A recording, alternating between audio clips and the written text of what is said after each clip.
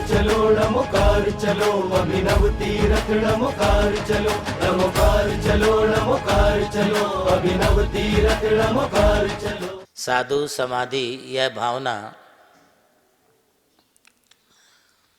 श्रावकों के द्वारा या मुनि आरिकाओं के द्वारा अन्य धर्मीय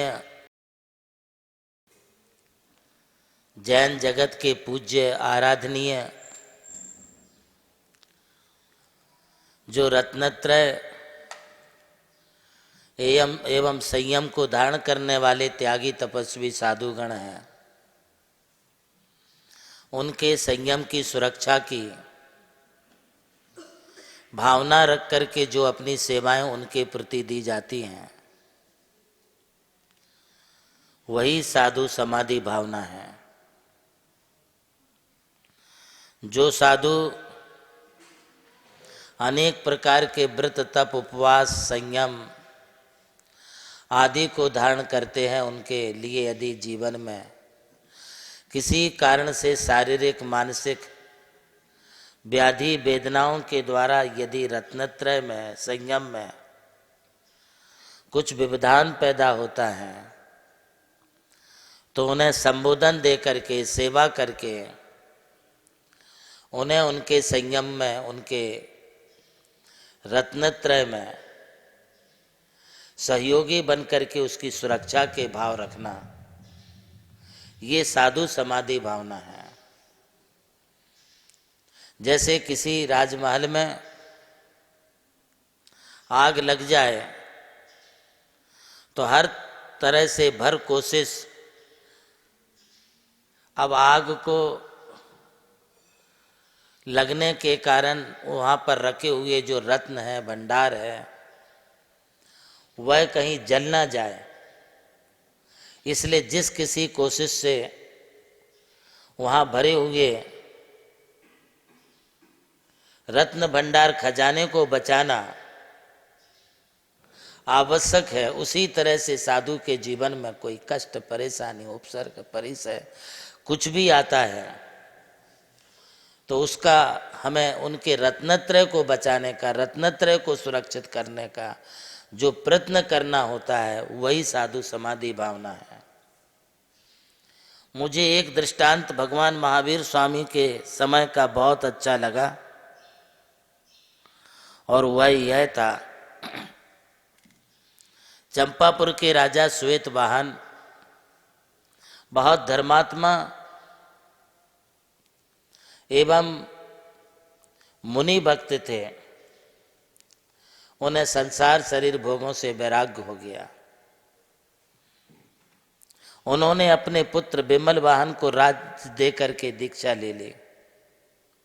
अनेक साधु संयमियों के साथ में वे तपस्या करने लगे। 10 धर्मों का पालन करते थे, 12 तपों को अच्छी तरह से तपते थे, 22 परिसरों को वो सहन करते थे, उत्तर गुणों का पालन करते थे, मूल गुणों को नित आराधते थे, अष्ट प्रवचन मातृका का आश्रय लेकर के सदा वे अपनी तपस्या में तल्लीन बने रहते थे। एक बार की घटना है कि राजा श्रेणिक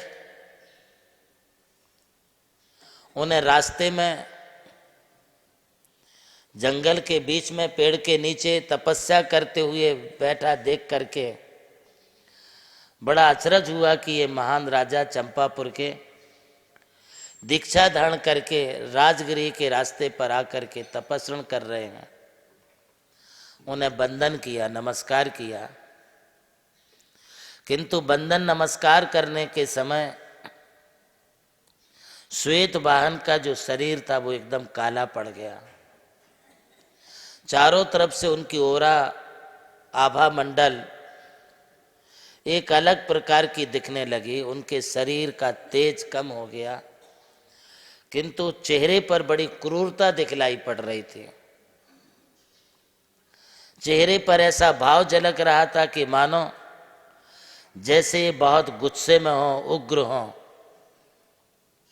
राजा श्रेणिक ने नमोस्तु किया महाराज तो अपने आंख बंद किए हुए मन ही मन क्रूर भावों को धारण कर रहे थे। राजा श्रेणिक नमोस्तु करके सीधा भगवान महावीर के विपलाचल पर स्थित समोसरण में पहुंचा। महावीर प्रभु को नमस्कार किया। प्रभु, राजा श्वेतवाहन ने दीक्षा धारण की है, किंतु इस समय उनका चेहरे पर बहुत भयंकर क्रूरता दिखलाई पड़ रही है, इसका क्या कारण है? तब भगवान महावीर बोले, वत्स,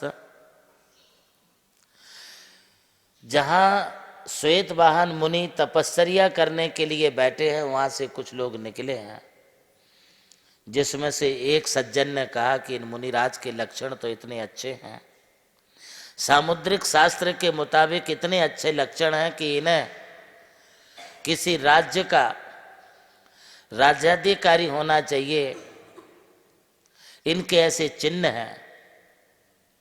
दूसरे ने कहा कि इतने बड़े राजघराने के होकर के घर घर की भिक्षा क्यों लेते हैं?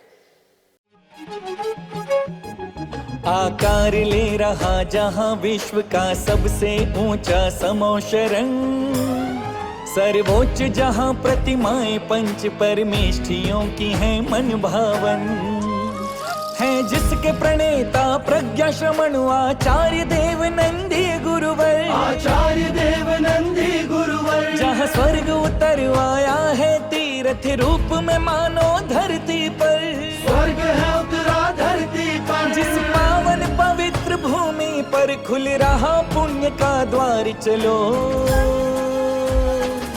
नमोकार चलो, नमोकार चलो, अभिनव तीरथ नमोकार चलो, नमोकार चलो, नमोकार चलो, अभिनव तीरथ नमोकार चलो।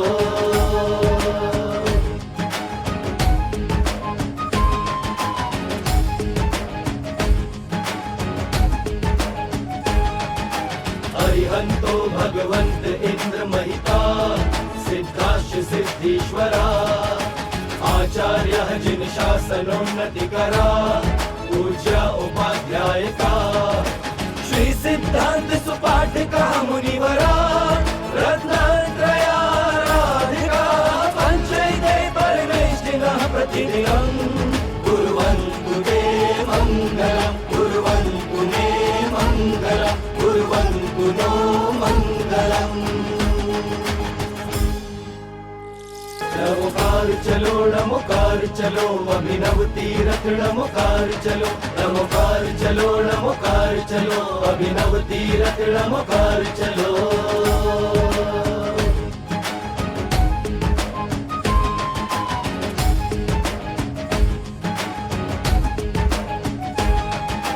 अरिहंतो भगवंत इंद्र महिता, नमोकार चलो, नमोकार चलो, अभिनव तीरथ नमोकार चलो, नमोकार चलो, नमोकार चलो, अभिनव तीरथ नमोकार चलो।